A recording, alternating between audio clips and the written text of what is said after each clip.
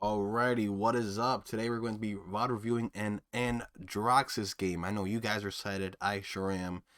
We're doing this for my buddy JR. He's on a team that I currently coach, and I felt like I should, just go out of my way and see if I can find any tips to help him become a better DPS player for his team. So he's playing Andro on the map Bright Marsh. His role for this game is going to be kill confirm / flank. When he's looking for ult, his ult should basically only be looking for picks. There's nothing to really counter and things like that. Maybe when they pop Furia ult, you could look for an ult to try to stop them from coming in, but that is risky in the sense that they could blow you up if you don't do it correctly. Buys, caught is going to be very important. Double heals as well as caught is just good in general. Resilience is going to help you with the Furia beams, as well as the Grover cripples, right? So resilience could be very value. I don't know if you want to prio it over the Haven. Haven might be more important. It just depends on how the game is going. If you are getting snowballed or if you're feeling like you're getting rooted all the time, then Resil. So caught, Resil, Haven, because everybody on the enemy team is direct damage, and filler card, just whatever you feel like you need when it comes to end game. Alrighty, so with that out of the way, we are going to look at your build once you finish loading in. Speed this up actually a little bit. We'll get there eventually. Woo! All right, bam. This sucks because we done zoomed way too far, but we can look at your build real quick. Bam. So we got Through the Warp 2, which is cool. I like to use Through the Warp 2. Marksman 1, yeah. So I like your build, but I don't like the Elusive 5, right? Elusive 5, in my opinion, is a 1v1 card if you're running it that high. Honestly, I don't think you need more than 3. You could run this at 3 and give yourself 2 more ammo, right? Andro is really good at poking, as well as his damage is just so good, and what's better than having more ammo, right? I just think that, having the more ammo just might be better.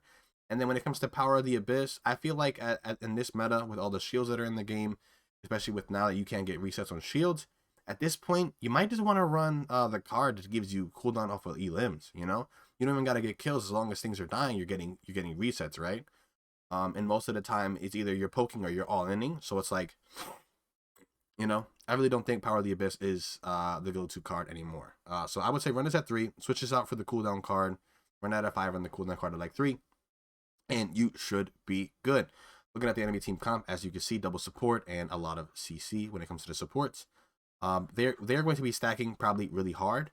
So you won't be able to just dive by yourself. You're going to be looking to follow up on your Ruckus's pressure, as well as just try to finish off kills without having to fully commit, right? Because if you full commit, especially when everybody's alive, you're probably not going to make it out. And I feel like your life in your comp is very important. You're rolling out here, you're looking to take the high ground here. Honestly, you guys probably could have went Docs, but you want to go here. This is okay. So just for one quick second, we are going to talk about the possible routes, right? So you can either go this way and wrap around, right? Or you can jump, and then you can play from here.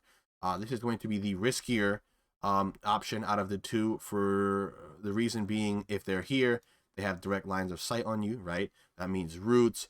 And if you get rooted, you're going to get stared at. So I feel like this is probably your safest choice here. Especially since you have a Ruckus with you, you guys can kind of get a free flank off. You could let your team know, hey, let's play around point. I want to flank through docks, right? If anything meets you docks, that's fine. That means nothing's pushing through here, and your team should be having a pretty decent time on the mid. Back to you, JR. All right. So you do miss the jump, so you're going to, not go for it again. So right here, you don't want to be going in, right? Especially when you don't have information on where everybody's at. So if I'm you here, I see that my team's kind of getting ran at right now. What I might do is I actually might just hop on the point, right? With your mount, just chill for a bit. Especially if those 2 people die, I hop on the point for a little bit.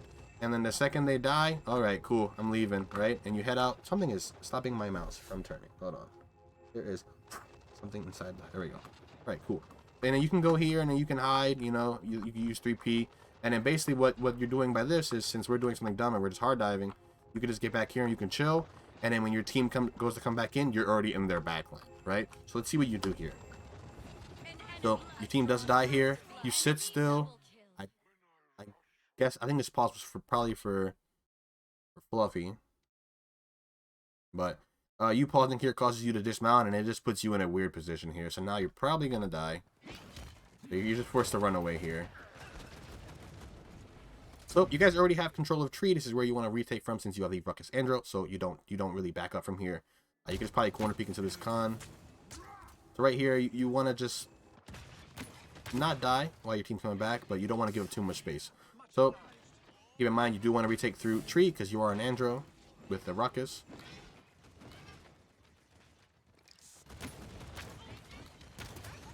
Keep in mind, your responsibility here is not to get first touch. You have 2 tanks who can do that. You don't want to get first touch as the Andro because if you touch, you usually trade your life and die for it.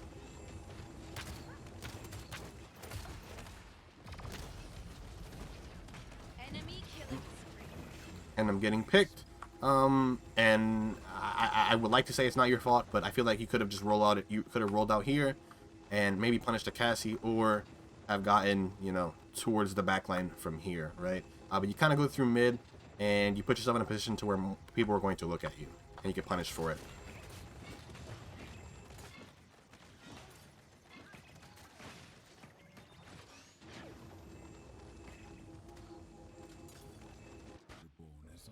Alrighty, so when you're rolling out here, you'd be talking to your team, figuring out what they want to do. If they want to set up for, if they want to try for a retouch, they want to set up for defense, right? Okay, so it's seeming like y'all want to set up for defense, so you and the Ruckus should be heading to tree. Tree. So you should hear the Cassie to your right.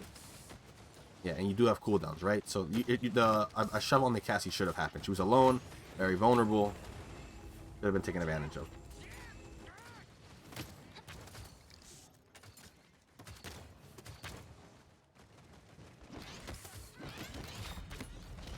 I think from right here is not the best. You're gonna get out poked. They have a Grover, and a Cassie, and a Furia. You're just gonna get out poked. So your Term does get killed here, right? At this point, there's no way you're going to defend this. So honestly, your Ruckus goes in. You follow him in, and you look for whatever he's looking at. And if he's not going in, you tell him to go in because, or you can get out here, but he's gonna die anyways, right? So the reason why, like, you get out and yeah, it's technically okay, but it could be better if you actually go in and you look for a pick. Why? Because you can actually you guys can actually get trades. So then, since you have respawns, that enemy team will take a longer time to be able to get to y'all, and y'all can win the fight since it'll be like a 5v4 before they get back. So Dino's actually gonna get staggered out here as well. So now, as the flanker, you should be thinking, right? Do I need to be over here, right? Are we guaranteed a touch? Yes, things like that. So you can start deciding if you actually want to play normally or if you want to play for this route here. It's looking like you guys staggered out really hard, so he'll probably get instantly burned when he goes for a touch. So I don't think you have enough time for this option. So a thing you could probably do is you could play here, poke this a little bit, nothing's there. You could probably dash over top of this thing, and then you could float for a bit, maybe get some shots, and then maybe go into the backline from there. Just to try to pull attention away from the point, right?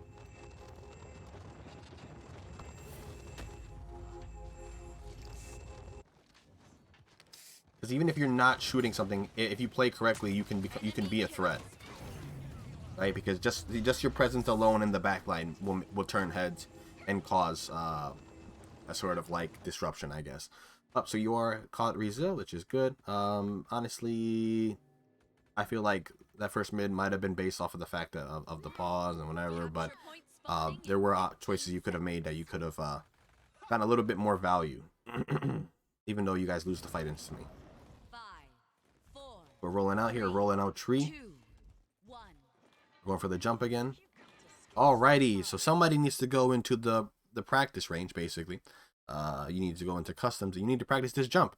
You cannot be missing this jump. You can either do it from that side, or you can even do it from this side and that. But if you can't make that jump at the end of the day, you might just want to use cooldowns for it, if that's what your team wants. But if not, like, you can just, go dogs, right? But if you're missing both of these, this jump twice in a row, no bueno. So you end up just using a cooldown to get up there.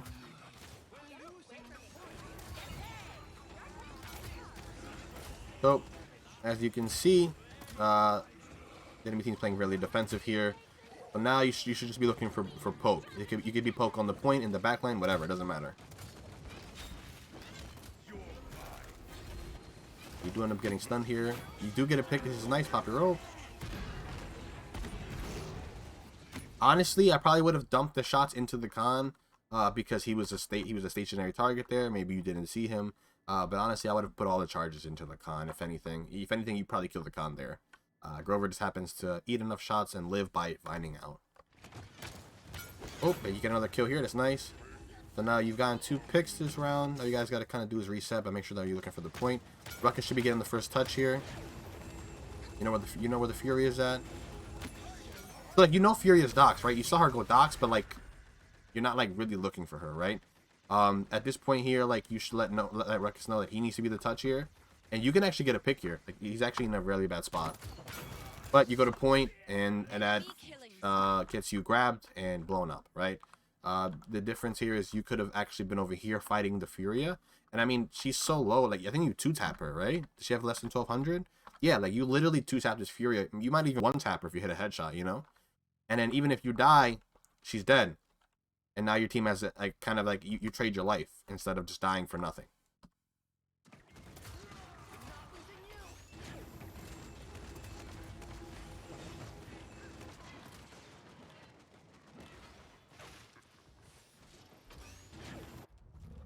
Coming back, you should be talking about where you're needed.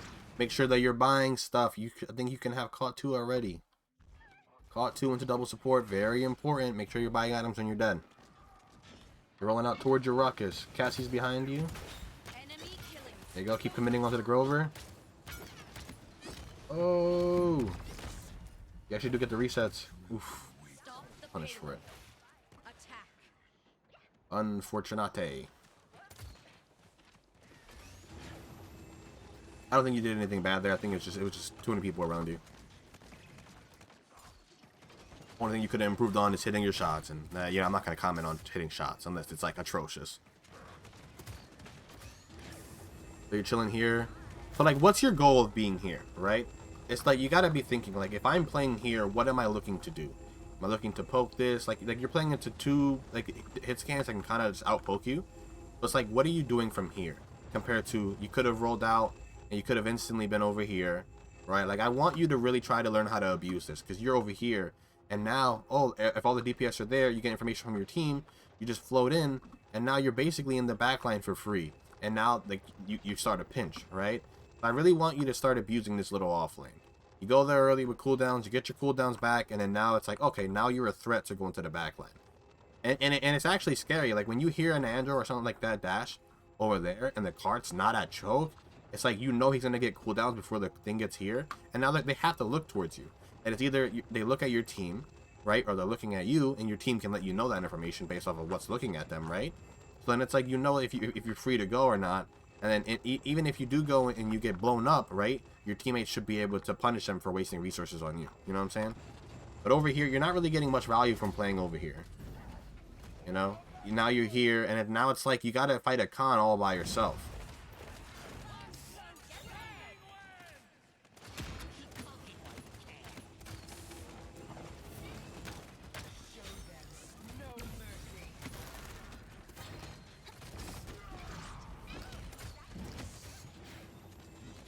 You know, that's just not a favorable matchup for you, having to fight into an off tank. So you are going to be coming out here with your ult. Honestly, like literally hitting anything will be good as a person, because we know I also want to talk about your leadership skills, right? You should be calling for ults, right? It is 0-3. This could literally be your last fight. So you want to pop ults. You don't want to pop everything if you don't have to, but you 100% want to pop Ying to give you all the health advantage, and then if you have to res with Term, you res with Term, right? But if you can win off those tools, that's nice. But honestly, you could probably throw out your ult there too, you know? So honestly, using everything here wouldn't be a horrible idea. You know where Fury is at, you heard her beam, right? But you don't want to just dash in mid and ult, right? You want to have some type of cover. So what can you do? You can roll out this way, right? And you can dash over here and put yourself in the corner to ult here. You can dash over top, and now you have cover with the building, you know. But you want to make sure if you're looking for an ult here, you want to have some type of cover.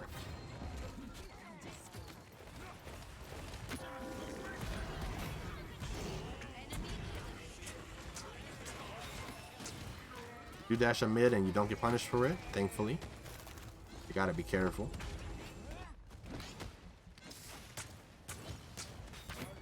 There you go. So now you guys need to zone up here, right? You know you guys need to build ults, so you don't want to take a fight super close to spawn, because if you lose that fight, you just lose the game, right? You want to build ults for your next mid, as well as you don't want to lose this game, so you guys should be looking to zone here.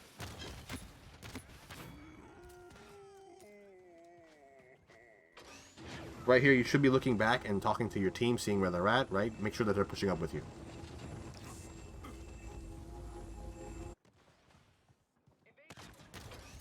Right, so you have information on Furia, right? But by you backing up here, you're not getting information on anything else.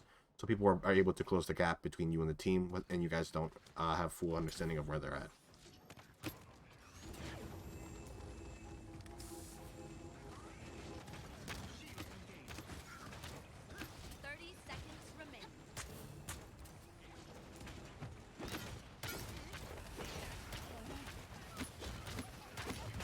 Oof, he got a heal. So it's really unfortunate, because your Ruckus goes somewhere and you go somewhere else, so you guys are just on different pages, right? And it's going to be hard to kill anything in double support if y'all aren't working together.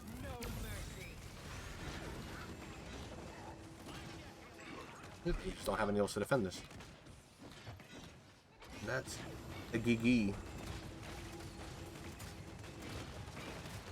Pretty sure you don't defend this. Yeah. Alrighty. So with that being said, we're going to pull up our notes, right? Alright, so boom. So now we can talk about, like, notes, right? So certain things you can improve on. Bam, one. When you roll out, right, you got to make sure if you're going to be doing those jumps, you gotta be able to do them, right? You can't mess up jumps on rollout. Two. Even if your team insta dies, look for opportunities. I don't know how to spell this. Opportunity. I don't know how to spell. Don't judge me. Opportunities to control or take space. For example, like the first mid, yeah, Fluffy insta dies, right? But you could, like, let's say you don't pause there, right? You could have snuck into the back line, things like that. You could have got like 6% on cap, and then you could have went into Dox or the back line, and then now you're a threat, right? I want you to abuse like I don't know what to call it, but like the little areas, it's called secret, right? Use secret more, I guess, for this map. Because like you being on that little ledge there, it's actually like a lot scarier than you think, because you have the opportunity to get into the back line without getting shot. You need to understand where your comp is strong, right? And play to that. And what I mean by that is, like, Ruckus and Andro, they're both champions where, like, if they have to use CDs to go in, they're weaker in that fight. Compared to, like, if they're on, like for example, if I'm an Andro and I have to dash, and then start fighting something, that's a lot less scarier than if an Andro's on me and he shoots me, dashes above me, shoots me, dashes back down, shoots me, and then dashes to the side. You know what I'm saying? So, like, if you're able to close the gap without using your resources, and you can actually use your resources in the fight, you're just so much more scary, because you're unpredictable, as well as, like, you're just a harder target to hit. With that being said, making sure that you're taking, like, high grounds, and you're not shoving into small areas where, you know, teams can just, you know, basically just zone you out because they have more, like, spam and, like, crowd control, things like that. And then what else? Honestly, I think those were the main things for this game. I'll probably look at your other games as well, but for this game, I think those were the main things. Alrighty, so if anybody is looking for coaching or reviewing, you know where to find me. Like this video, leave a comment down below of your match ID. It has to be a ranked or a scrim game that's replayable, right? Most casual games are not. And yeah, I will see you guys in the next one. Don't forget to subscribe if you want to keep up with my channel and the videos that I make. Peace.